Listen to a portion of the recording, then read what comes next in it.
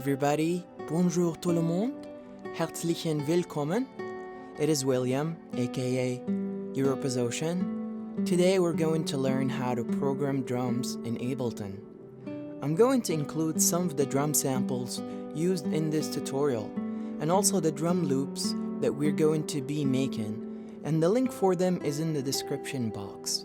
First, I want to play you the drum loops so that you have an idea of what we will create.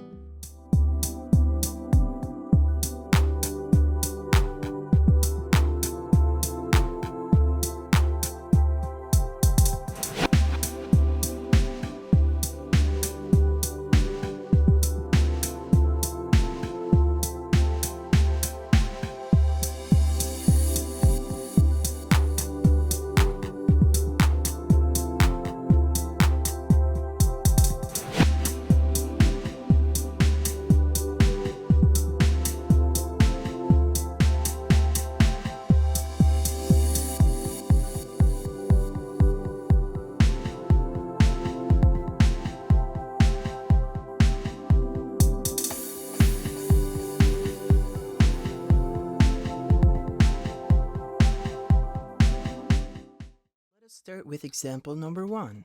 Let's create a 1-bar loop and let's set the grid to an 8th.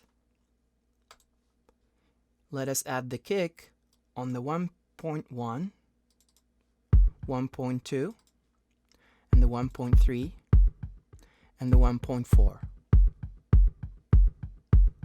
Next, let's duplicate the loop length, so we'll just hit duplicate loop. Now we have 2 bars, and we're going to introduce the snare sound on the 2nd bar, and we're going to add the snare on the 2.2 and the 2.4. Next, we're going to duplicate the loop once again, and we will want to add the snare on the 3rd bar as well. The snare goes on every single bar except the first one. Now, let us create a little variation within the loop. And we'll create that variation at the beginning of bar number 3. We'll just add a secondary kick that is not as loud or as long as the other kicks. Sounds great. Now let's duplicate the loop once again. And let us add the snare to the 5th bar as well. Like I said, it needs to be on every bar except the first one.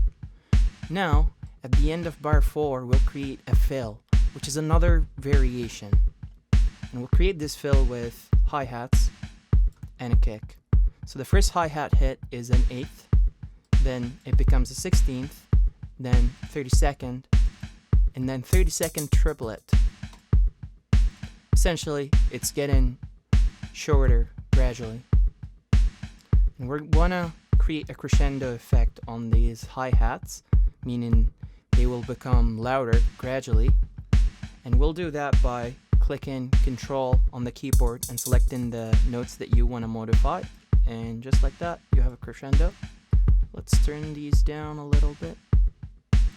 Okay, now let us add the splash or a crash, whatever you want to call it, and kind of signifies half of the loop.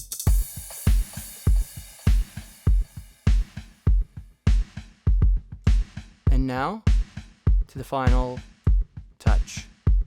I like to add a little variation at the very end of the loop. So we're going to add the snare on the 8.3.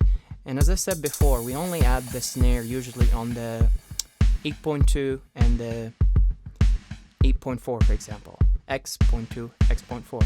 But here we're adding it on 8.3 as well, just to create a variation.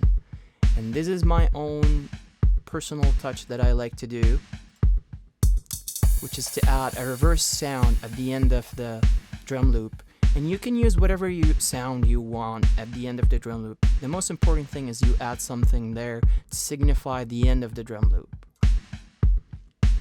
So I like to add this reverse cymbal sound. It kind of creates a nice transition-like effect.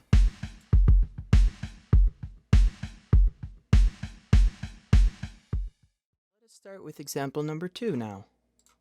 Let's create a 1-bar loop.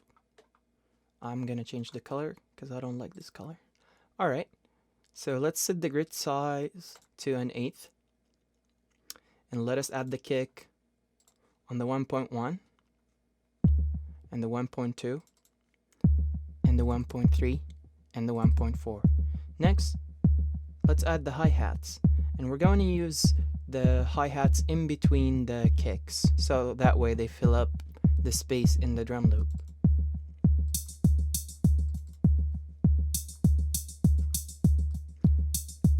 Let's modulate the velocity of these hi-hats.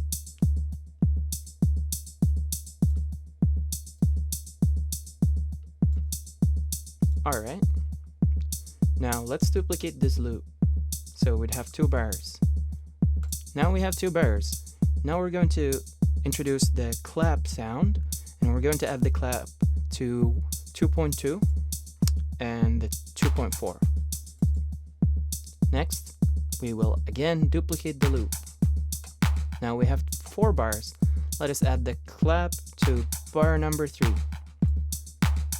Now let's introduce a little variation.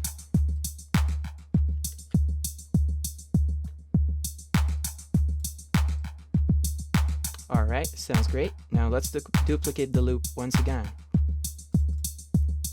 Let's not forget to add the clap to bar number 5. And now let's create a fill. And we're going to create this fill once again with hi-hats and a kick. And we're just gonna use the same technique just because it sounded good the first time.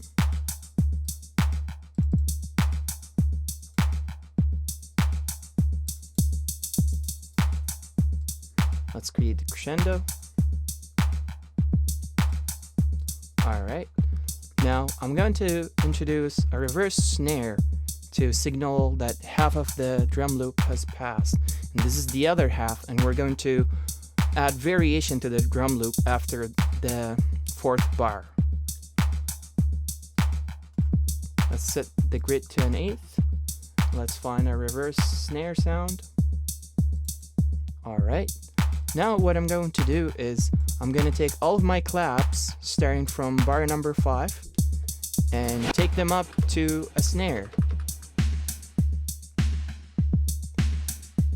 And I just took this snare sound and I reversed it. That way you get this cool reversed snare sound effect, which will introduce the snare part.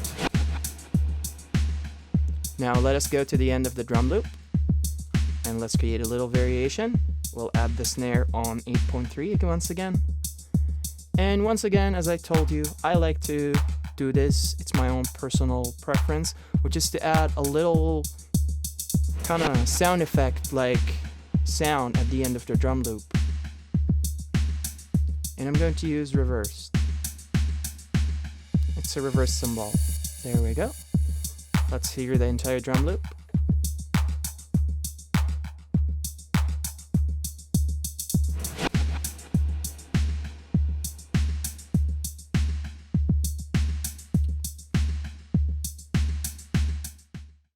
And I hope you guys enjoyed this tutorial, and please subscribe and give it thumbs up.